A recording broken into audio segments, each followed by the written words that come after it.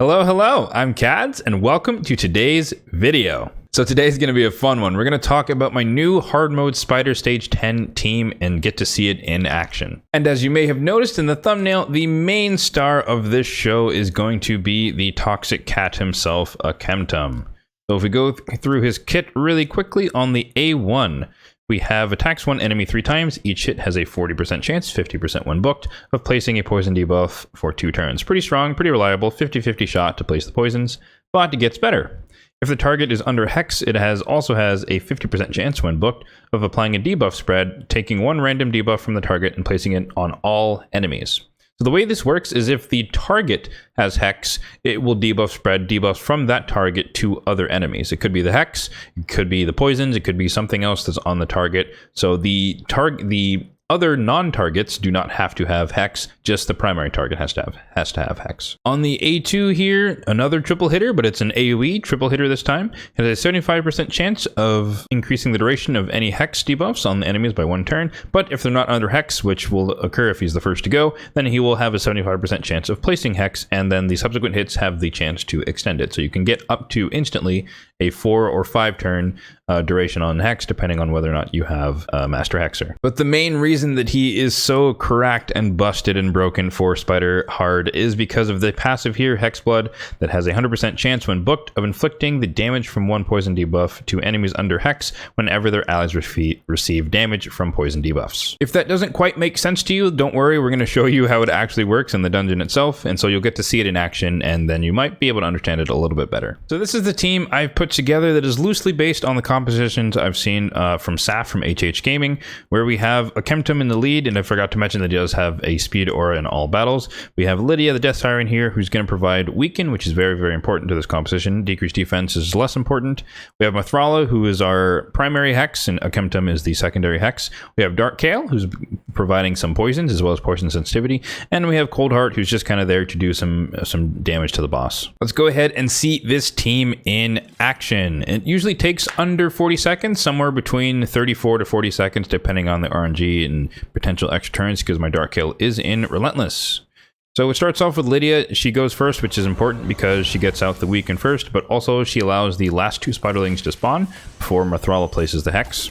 So we have Akemtum go in with the A1, not too important. We have Dark Kale go in with the A3, and he's in Relentless, so we might get that proc there.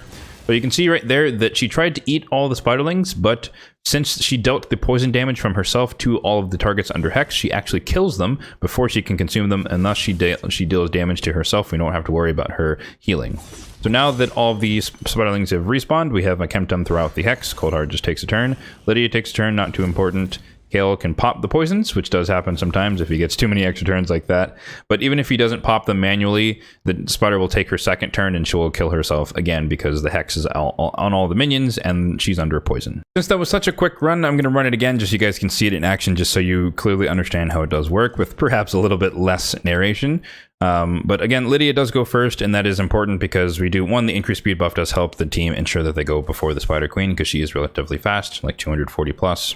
But more importantly, it lets the last 2 Spiderlings spawn. Mithrala places the Hex, and Akemtum places some poisons.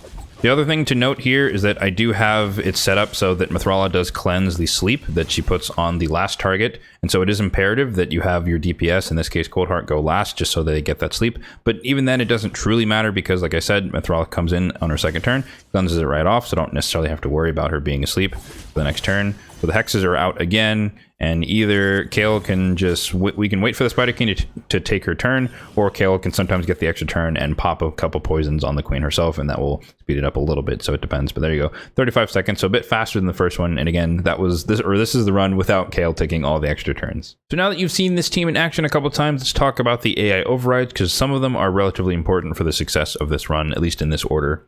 So Akemtum, we do have him open with the A1 just to place the poison. He doesn't need to place the Hex because Mithrala does that first, but he comes back around on the second turn once all the Spiderlings respawn, and then he places his Hex. For Lydia, I basically leave her to her own devices, but I do turn off the A3 primarily to save the animation time because that A3 is particularly slow, but also we don't need poison sensitivity because Dark Kale places it, and block buffs does not really do anything for us in this fight. Mithrala is pretty smart with her AI overall, but in this case, I just want to make sure that she does what she's supposed to do every time, so we do force her to use the Hex out first and then come on the second turn with the cleanse. As I mentioned, Dark Kale is is in a relentless set, so I wanted to make sure that he's not going to mess up the run just by taking too many extra turns. So I have him open with the A3 and do not use after that, and then I force him to use the A2 just in case we get that extra turn, and so he's not going to pop the poisons prematurely for any reason. I do want to take this moment to also highlight the relatively underrated part of Dark Kael's kit, where if the target is under 2 or more poisons, their crit rate essentially goes to 0 because all PvE mobs have a crit rate of 15%, so you reduce it by 15 and thus they cannot crit at all. So if you're wondering how the team is surviving the big hit from the spider, it's because not because she doesn't have decreased attack or anything. The strengthening helps a little bit, but primarily it's because she cannot crit. So there's no big hits, there's no anything, and so as long as your champions have enough health, maybe somewhere around 30,000 or above, you'll usually survive the hit. And lastly, here we have my Cold Heart, who we just turn off the A2 and force her to use the Heart Seeker. Nothing special there. So now let's talk about how I built these champions. We're not going to go through every single piece of gear for all of these champions, but I will do so for Akemtum because he is the feature player for this team.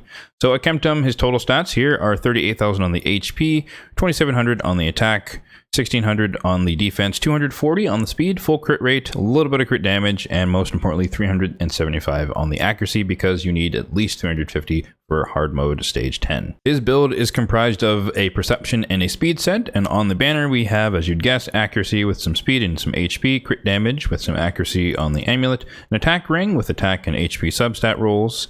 On the boots we have speed with some crit rate and some accuracy, a little bit of crit damage attack, HP percentage on the chest. We don't really need him to hit too hard, but I might as well get a little bit of crit out of him just in case. But some speed, some crit rate, some accuracy on there. We have a nice quad roll on these crit rate gloves with crit damage there with some speed, some accuracy. On the shield we got some speed, some accuracy, a little bit of crit damage. On the helm we have speed, accuracy, a little bit of crit rate. And on the weapon we have some speed and some accuracy. As for the rest of the team, a lot of you who have followed the channel for a while, you've pretty much seen these builds loads of times, but for anyone who is new, I'll show them often just in case.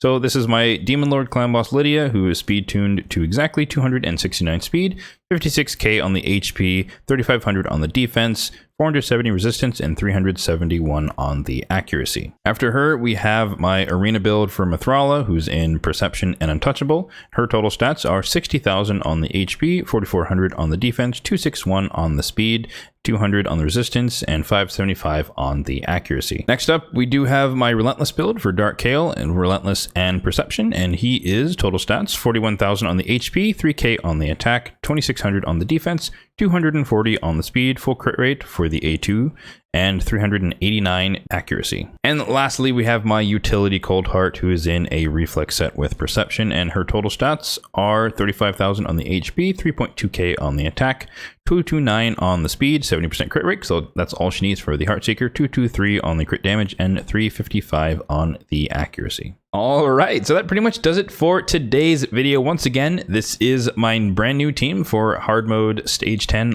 of the Spider's Den. The reason I wanted to make the switch was one, because I pulled Akemtum, of course, as you guys may have seen on one of my previous shard pull videos, but also I wanted a team that was proven to be slightly more reliable and slightly quicker than my previous team, which usually took around 40 seconds to about a minute, depending on RNG. This one is relatively consistently under 40 seconds. Another perk is that this team is relatively free-to-play friendly. Obviously, it is relatively hard to get at some of the void epics in the game, so if you happen to have Akemtum, then you can think about a team like this. Cold Heart can be relatively hard to obtain, but if you play it long enough, you're eventually going to pull her because she is only a rare. Lydia, of course, you get from Faction Wars, Dark Kael you get from the Doom Tower, and Mithrala you get for free from Hydra. So provided you have Akemtum and you're lucky enough to do that, you can basically build this team for yourself. And another thing to add is that in this case, you can see that most of my champions are relatively fast, but if you truly go into the math and you take account of the speed aura that we're using here, as well as the increased speed from Lydia, you can run these champions at least about 30 speed or so slower, so you don't have to max them out to 240-ish speed. So let's go ahead and run it one last time here while I sign off for you guys. As always, if you found this video helpful, then be sure to hit that like button down below, and if you enjoyed the video, then be sure to hit that subscribe button because there will be more videos in the future just like this one.